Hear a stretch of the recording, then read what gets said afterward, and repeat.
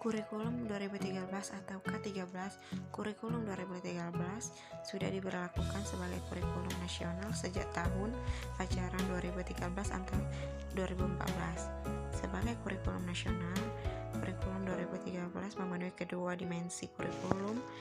Yang pertama adalah rencana dan pengaturan mengenai tujuan, isi, dan bahan pembelajaran.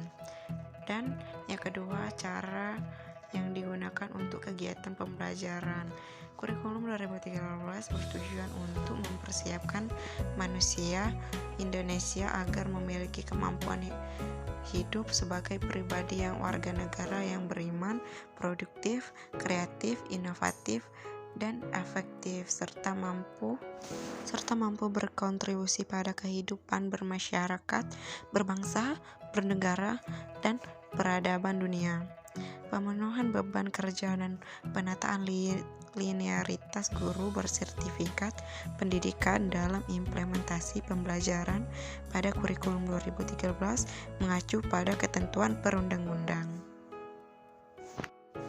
Kedua yaitu kurikulum darurat atau KUDA dalam rangka pemulihan ketertinggalan pembelajaran atau learning loss yang terjadi dalam kondisi khusus satuan pendidikan PAUD, pendidikan dasar, dan pendidikan menengah dapat mengembangkan kurikulum dengan prinsip diversifikasi sesuai dengan kondisi satuan pendidikan, potensi daerah, dan peserta didik yang mengacu kepada kurikulum 2013.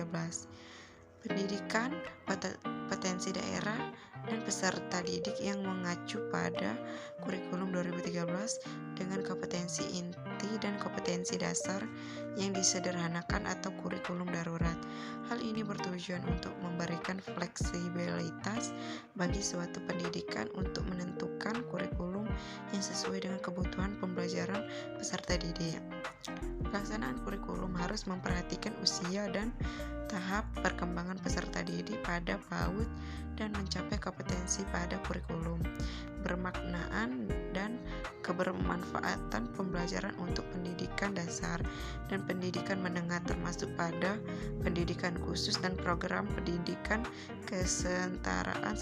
Ketiga yaitu kurikulum merdeka atau KURMA, sebagian-bagian dari upaya pemulihan pembelajaran kurikulum merdeka yang sebelumnya disebut sebagai kurikulum prototipe dikembangkan sebagai kerangka kurikulum yang lebih fleksibel sekaligus berfokus pada materi esensial dan pengembangan karakter dan kompetensi peserta didik.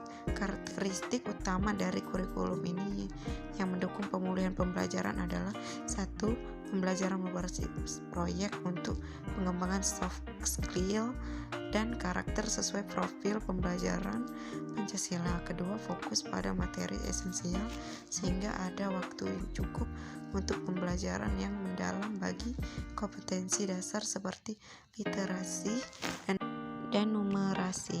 Ketiga, fleksibilitas bagi guru untuk melakukan pembelajaran yang terdiferensiasi sesuai dengan kemampuan peserta didik dan melakukan penyesuaian dengan konteks dan muatan lokal proyek penguatan profil pelajar Panca. Terima kasih.